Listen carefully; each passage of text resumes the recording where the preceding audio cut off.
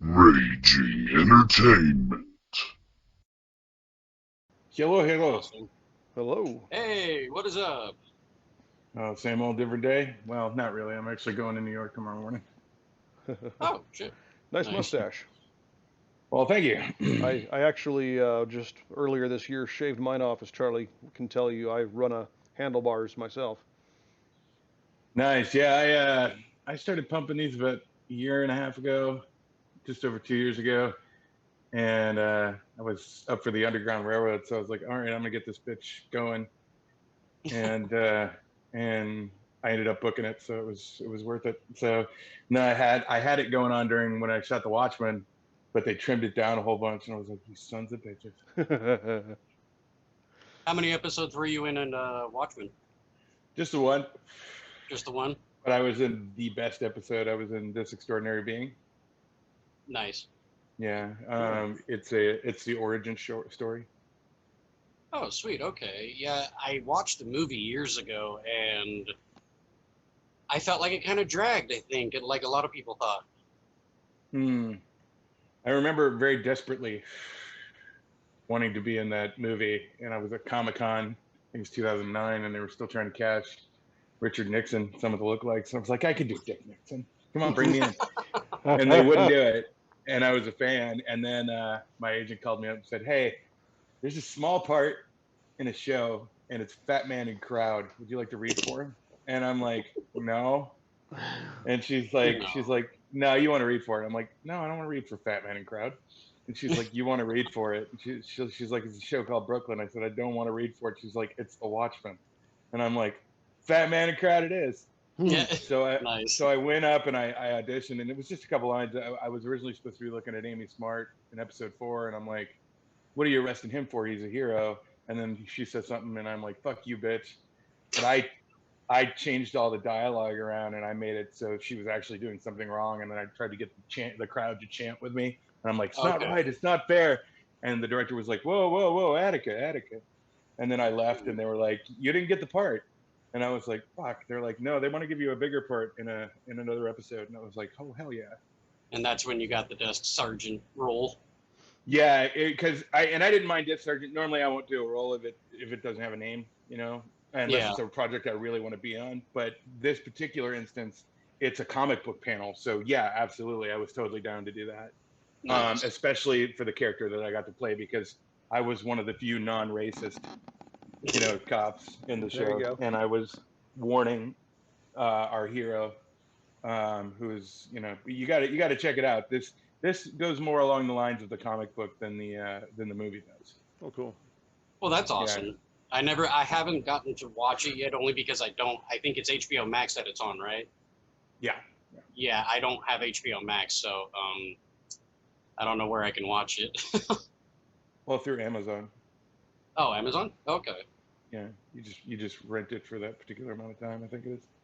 Oh, okay. We do have Prime, so we can definitely look on there. Yeah, you'll have to pay for it, but it's well worth the watch. Oh, I'm sure. Are you more DC or Marvel, speaking of comics? Physically looking, I fit more in the DC world. I enjoy the Marvel comics. My roommate, one of my best friends, Chris Berry, played Randy, one of the henchmen in Homecoming, Spider-Man Homecoming. Oh, nice. And then we kind of grew up with Chris Evans in our group. He was one of our good buddies. And that's cool. So the Marvel world I'm not unfamiliar with, but I'm more of a DC guy myself, because I'm not, cookie cutter. If you had to pick say between like the Marvel Cinematic Universe or DC Cinematic, what would you prefer, and what character would you want to play? Oh gosh, it's really a toss-up. For me, it's really a toss-up because I've never been a comic book guy, but I have always been a Batman fan. Okay. I can see you being in the new one. It's really about the character. What kind of character am I playing? So the movie I'm going to work on now, I can't tell you too much about. Of course. But it's a character that also has one of those like no names, but they're giving me a name, because I'm doing it. But I wanted that character. They even offered me a little bit larger character in the middle of the script, and I was like, no. I'm that guy all the time. Yeah. I don't want that. I want to be this guy, I want to be the guy that, shuts him down. and I want to be the William Atherton of this script, you know. Sweet. And they're like, absolutely. I was like, sweet. So I put myself on tape for it, and I was fortunate enough to be the first person and only person that got the audition for it. And so I was really excited about it. But yeah, I'll tell you more about it when it gets closer. Well, of course, yeah. I mean, because I know when projects are coming out, like almost all actors are on like some type of like contract that you can't say a damn word. And I know sometimes certain celebrities do slip up. Like I think Tom Holland, Spider-Man. I think he kind of let some slip, and Mark Ruffalo, who played Hulk. Another Kenosha boy. Yeah. Hmm. I do gotta ask though. From Angus, what was it like to like say get the part for Angus?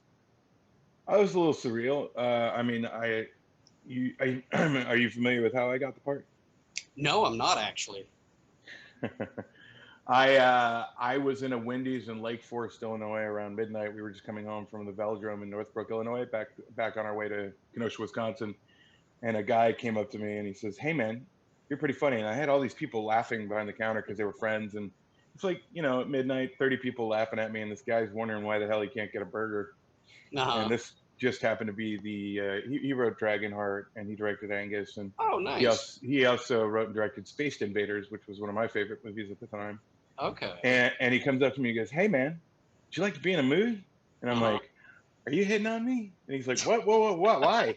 I'm like, "It's Chicago, 12 o'clock at night. I got tits, and you want me to be in a You're a movie?" grown man, and I'm a young teen. And, and he's like, "No, no, no, no. I'm a director." He opened his wallet. He had like an American Express card and a wad of cash. I was like, "Okay, so this guy does something for work." So I was like, Mhm. "I'll listen to him." And he's like, "Yeah, we've been looking for this kid for like 3 years, and we can't find him." And I was just home visiting, somebody who was sick, and I think that was his deal. And then he said, "I'd love for you to come down and audition for this movie. Okay. Can you next Wednesday? Can you be down to Jane Alderman's office?" And I'm like, "None of this means anything to me." He's like, "Oh," he's like, "No, Jane Alderman cast Rudy, and her office is above Planet Hollywood." And I was like, "Oh, I've heard of Planet Hollywood." He's like, "Yeah, so can you come down and audition?" I said, "Okay." So I went home, and it's like 1 o'clock by the time I get home, and I'm like, "Mom, I'm gonna be in a movie," and she's like, "Yeah, shut the fuck up, go to bed." And I was like, "Oh, okay." So and then I wake up the next day, and it took me about half a day to convince my mom that this was like straight legit. I had to go bring my buddy over that was driving us up Hmm. and down, and I was like, "Seriously, talk to him," And long story short, I went down there, went into the room, and I saw this kid leaving the room that kind of looked like me, and I was like, "Okay, well, at least they're kind of looking at people like me."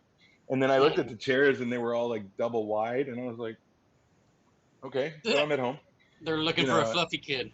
Yeah, and I was like, "All right." So I go in the room, and the guy's not looking at me; he's just kind of looking at his papers and whatever. And he's like, "All right, we're gonna start with your sides," and I was like, "What the fuck's the sides?" And he's like, "Oh, what?" And he looks up and he's like, "Oh, you're the kid."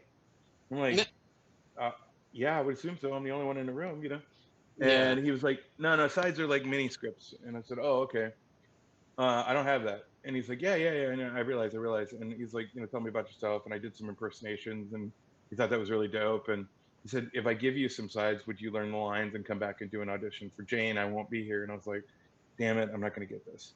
Hmm. So I came back down with my mom. I did the audition. A few weeks later, I get a call. "Hey, would you like to come to California? We'll give you some money. We'll fly you out and put you up in a hotel in Santa Monica, and then we'll have you come read." And I did that, and the rest is history. Nice. Wow. That's cool. That's awesome. I mean, I've never gotten that lucky, but I know one time I was in high school and there was an agency called Barbizon. It was based out of Fresno, I think, and they were not casting. They were looking over like 500 kids or something in my area, and I happened to be like one of the 16 they chose. But my poor mom, since she couldn't afford it, I couldn't go through the agency or anything like that to actually pursue anything if I Right. wanted to.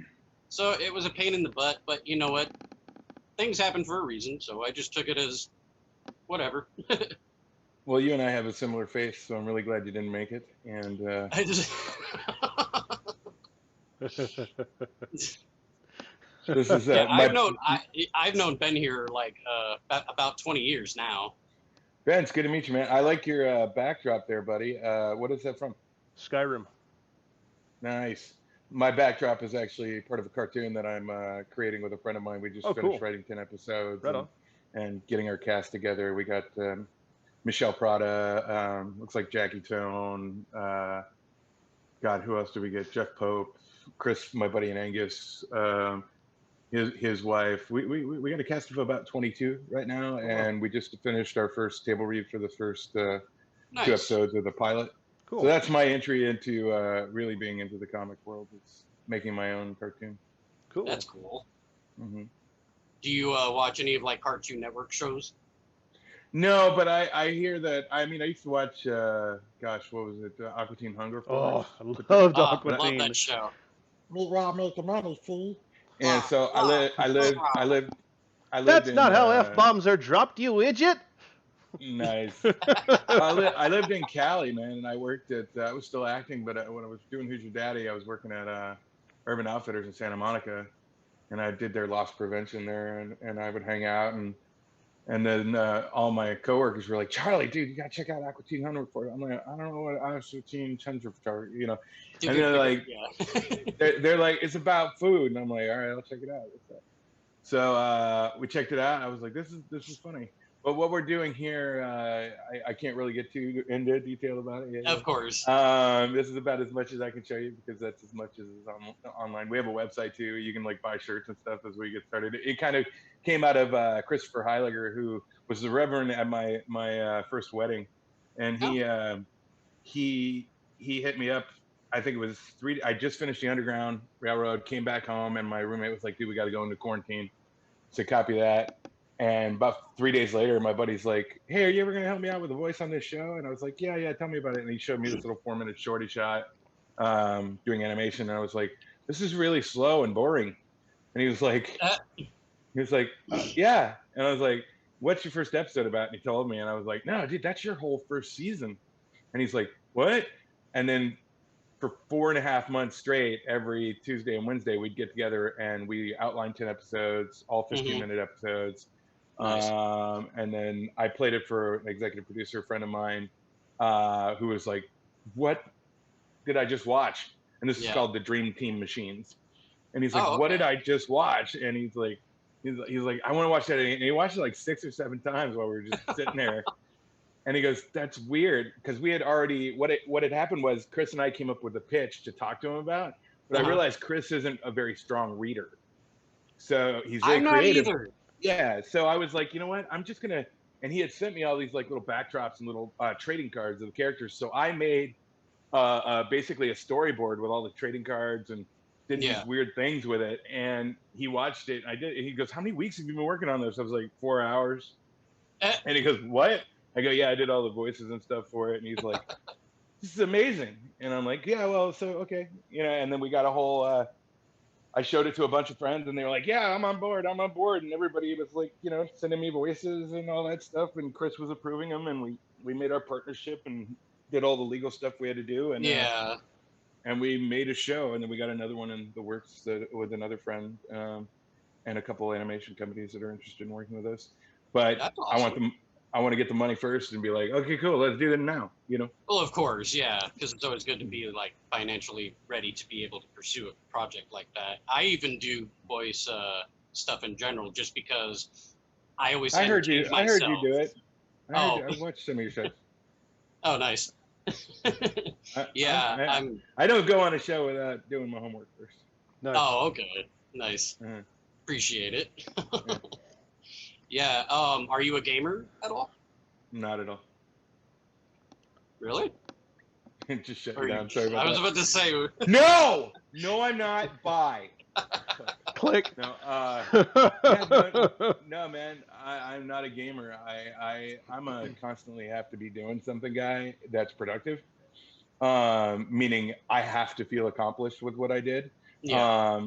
Meaning I have to tangibly see it. If you digitally tell me I did something, it doesn't work for me. That's why I've like done way more for this cartoon than I should with a guy that hasn't made any money on the cartoon yet. You know, like I already have a full, you know, cast of actors and I'm editing their reads together right now, like a Zoom style read.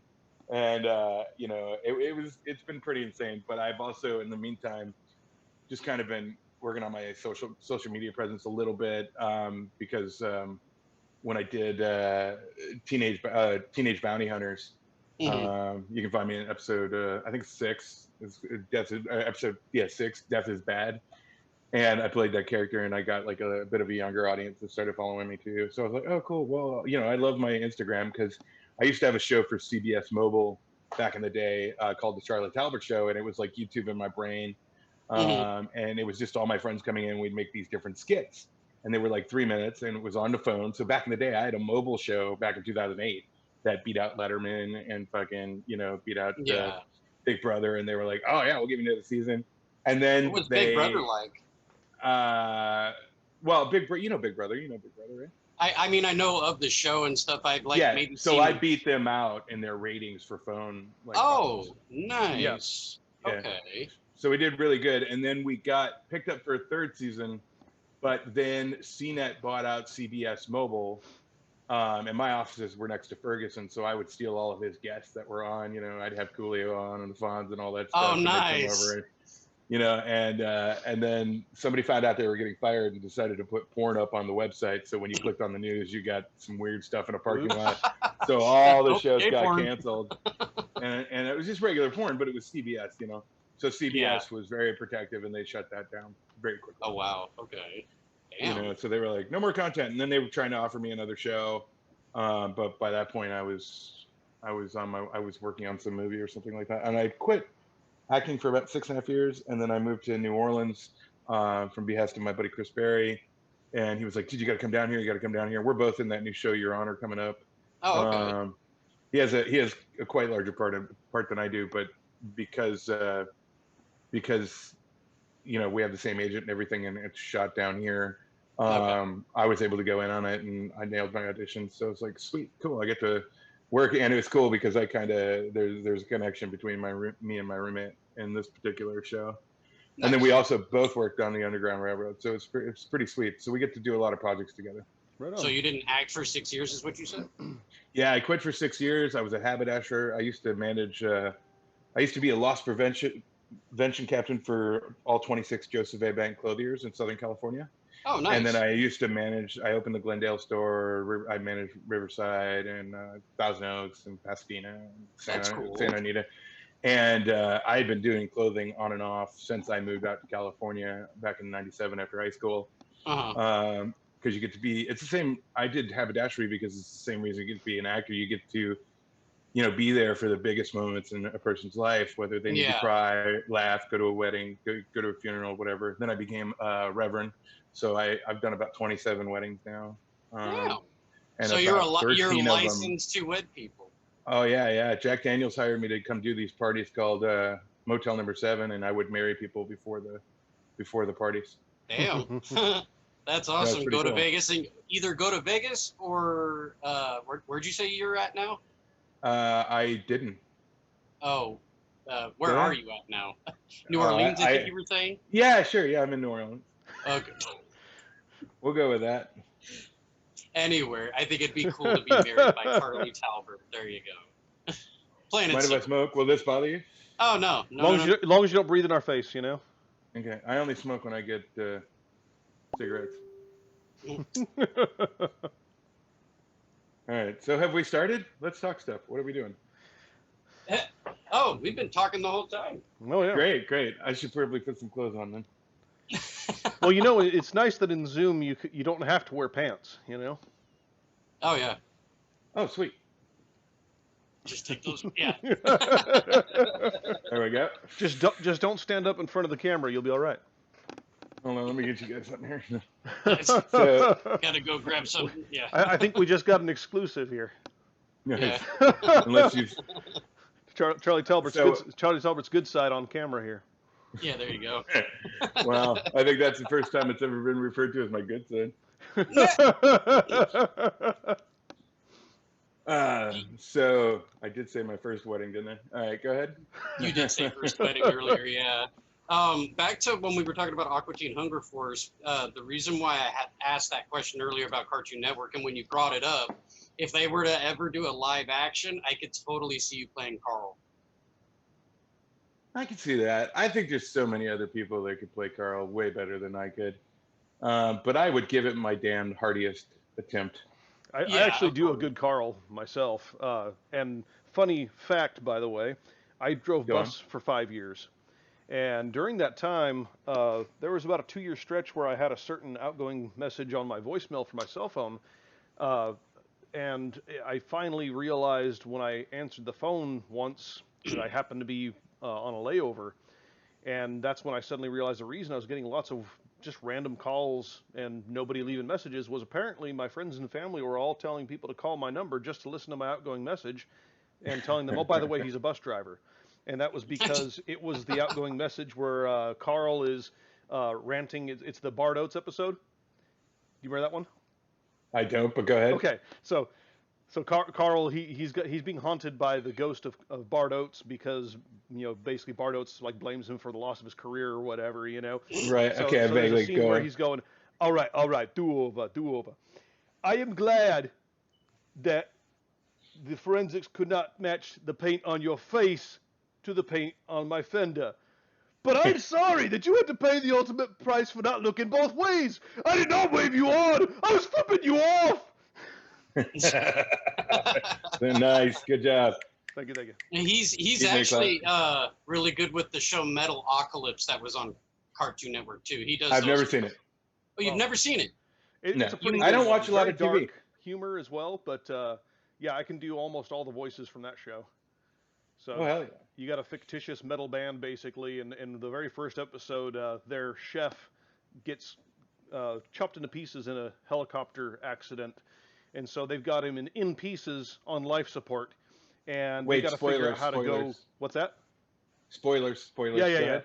But it's the first Oh, episode yeah. anyway, so it's not really spoilers. But so anyway, they've got to go and figure out how to go grocery shopping and make food for themselves, and so they're at the grocery store, and one of the guys is all, I believe this is called food libraries. The other guy, it's a grocery store, you douchebags! Oh, I'm sorry about the douchebags. I got low blood sugar. Hey guys, all of us need to buy one thing on this list. And don't just buy booze. That ain't food. What do you mean booze Right. ain't food? I rather chop up my ding dong and admit that. You don't ever chop off your ding dong and admit the booze ain't food? Yeah! Wow, That's amazing. That's amazing. So Charlie, Yeah, what are your impersonations that you can do? Oh God. Well, you heard my meatwad. I guess I can do Quagmire. Oh, yeah. Oh, giggity. It's been a while. Hold on. All right. Hey, does this look like a cue to you? Giggity giggity. All right. I have to do that. And I can kind of do Gonzo. But let me see. He's hard in my opinion. Let me see if I can get near him. Have you ever heard of the Y2K theory? No, it's a little rough. Hold on. Don't feel bad. Don't feel bad. I do the same damn thing when I think I can do it, and then I can't get that pitch like I thought I could before or something. Well, I've got a character that kind of has his voice on my cartoon, so it's what's it? I don't know now. No, Have you ever heard of the Y2K theory? no, it's been a while. It's been a Don't while. worry I about guess it. pretty Don't rough. worry about it. That's my voice, me doing me. There you go. There you go. I don't know what else I can do. I can think about what I could do, and then I just go on and on and on. That's actually the voice of this little fella here. Oh, okay. Yeah, I just hang out and I live in a tree. It's pretty awesome. And well, that's too meatwad. That's almost and the only reason I can do meatwad is because you can do Bobby's world. You can do everything you wanted to do. Yeah. So there's like a bunch of different characters, and then I have the same problem with Peter. I can only do the laugh. I can't really do his voice. Yeah. But I can't do his voice. I think time. of the lamb. I think of the lamb. It Right. goes that's just that sound and then. Yeah. And I remember one time I nailed Brian, and I was never able to do it again. And I was like, "You son of a." Well, it's funny because Brian's just Seth without doing any voices, really. Right, but there's a cockiness to him. There's a martini There cockiness is. to him. There there's is. an aggravated eccentricness to him bit of that's gravitas. amazing. Oh Yes. yeah. Self-indulgence. Yeah, 'cause Family Guy is like my favorite cartoon to tried to imitate the voices. South Park. Dude, I'll tell you a good story. Okay. I'll tell you a good story. In fact, it's funny. We got Dean Bahar working on this with us too. Yeah, I don't know if you remember Dean Bahar, but he did voices on South Park for a while. He was a bitch boy in basketball. Oh, nice. He's working on a new Guillermo del Toro project right now. Yeah, and he and I have been friends for years. We did a movie together called Lucky Cucumber, and he and I just became, I like the sound of that. just buddies, And yeah, we did it with Preston from Jackass, and so we did that, and then what was, oh yeah, so I booked the role of illegitimate child of Norm Macdonald on the Norm Show the day that it got canceled. I was like, son of a bitch. And he fought for me. It was great. So he ended up coming and doing like 4 hours of the Charlie Talbert show one time.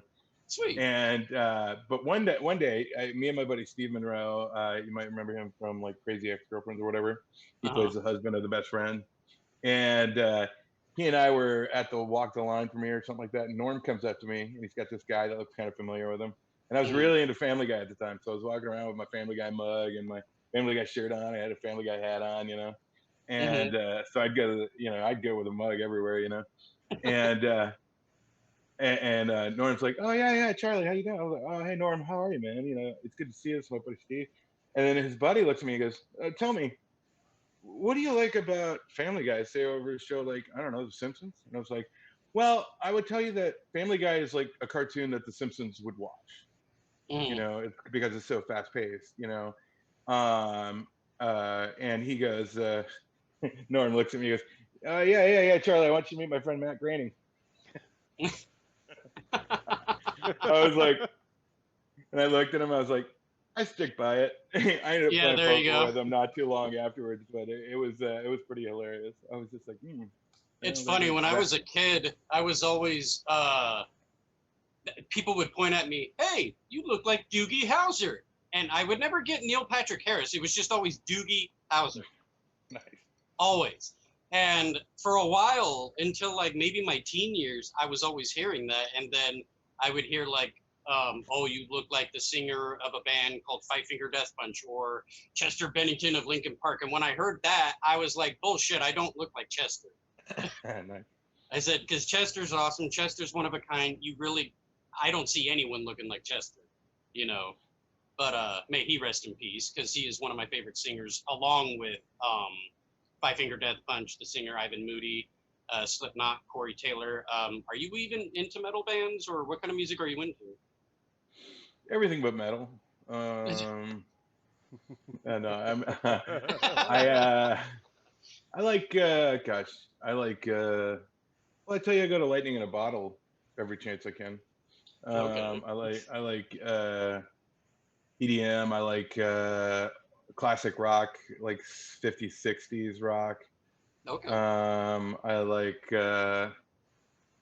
garage bands through the 90s, 2000s, that kind of feel.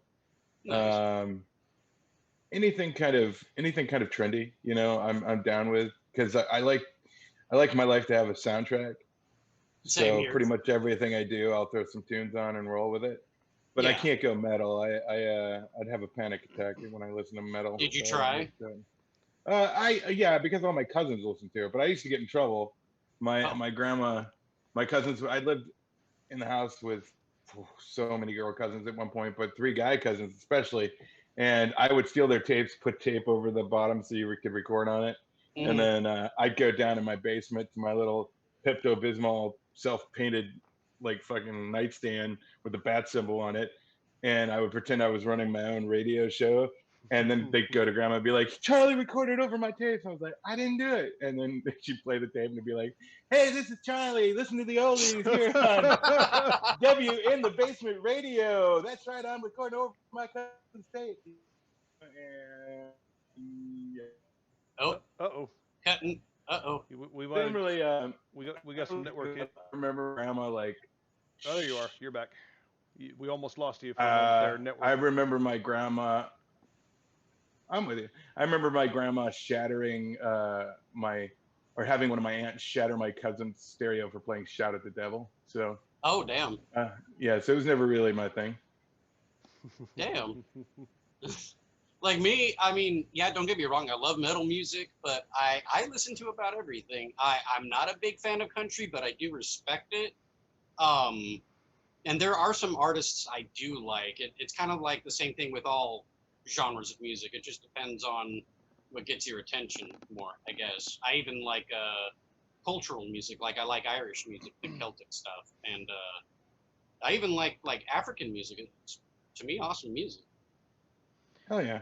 Well, just a heads up, we got a timer popped up a couple minutes ago telling me that Zoom's going to shut us down in a minute here because I don't have the pro version.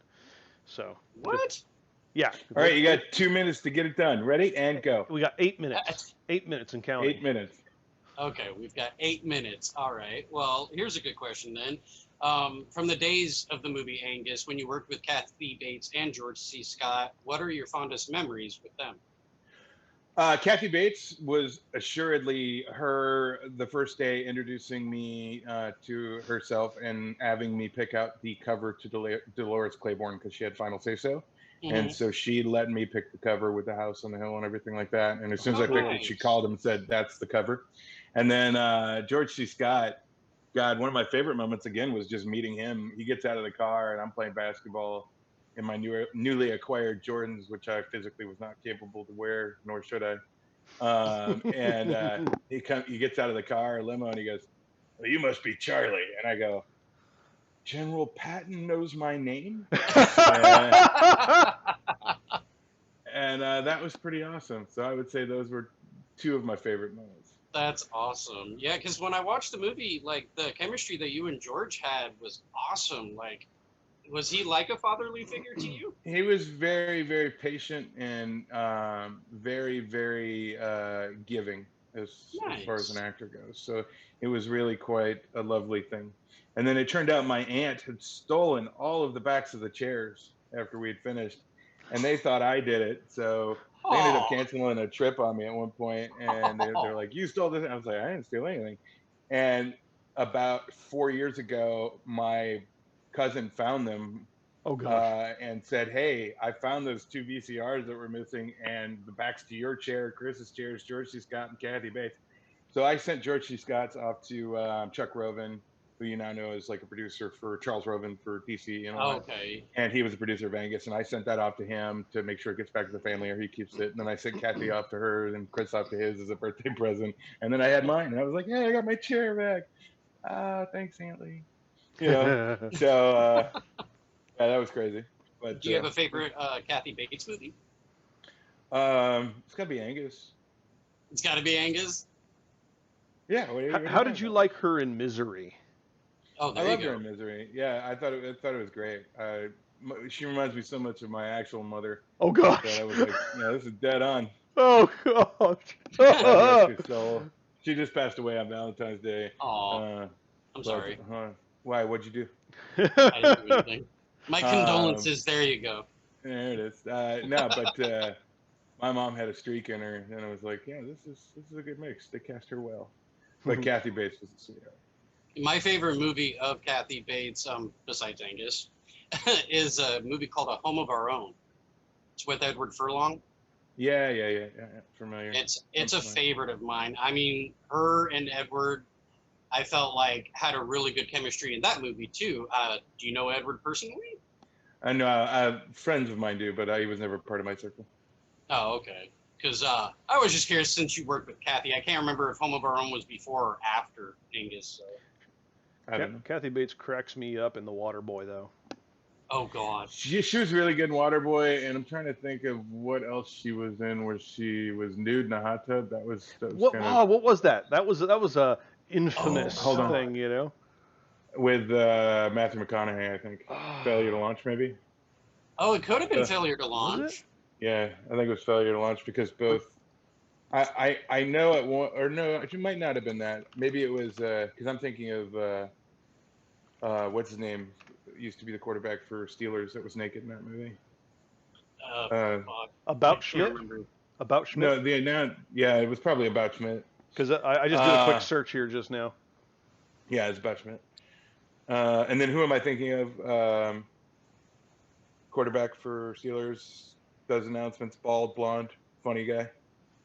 Oh, I know who you're Turned talking actor. about, and damn it, I can't remember his name either. He's friends with my buddy Jeff Dye. Him and those guys are super close. I'm trying to think of his name, but I remember blowing an audition down here in New Orleans. They were like, "Hey, so you get to have dinner and invite Peyton Manning over. Is it Peyton Manning? Whoever they're no, Drew Brees over for Thanksgiving." I was like, I would invite the quarterback from the '70s from the Steelers, and they're like, "Well, we're not going to give you the part." And I was like, "Well, that happens, but I'm just not a Saints fan."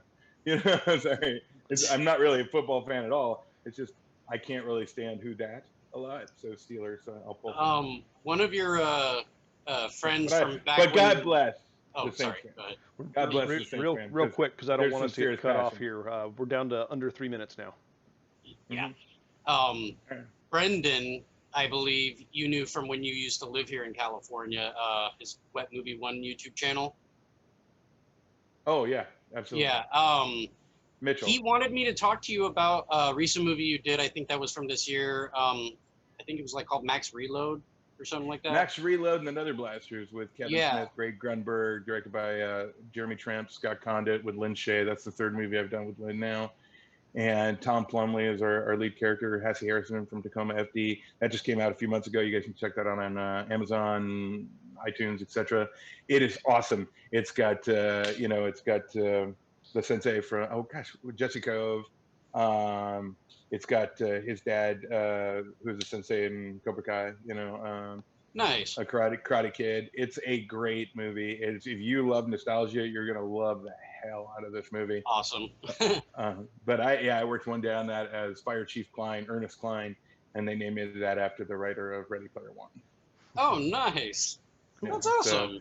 Which is and an they were awesome huge movie Angus too. fans. Yeah, they Ready were Player huge One's Angus fans, so I had to come. Yeah, I loved Ready Player One. It's really good. I like the book a lot more, but I definitely like the movie. I was about to say the book's way different, but yeah, the book's definitely a lot better.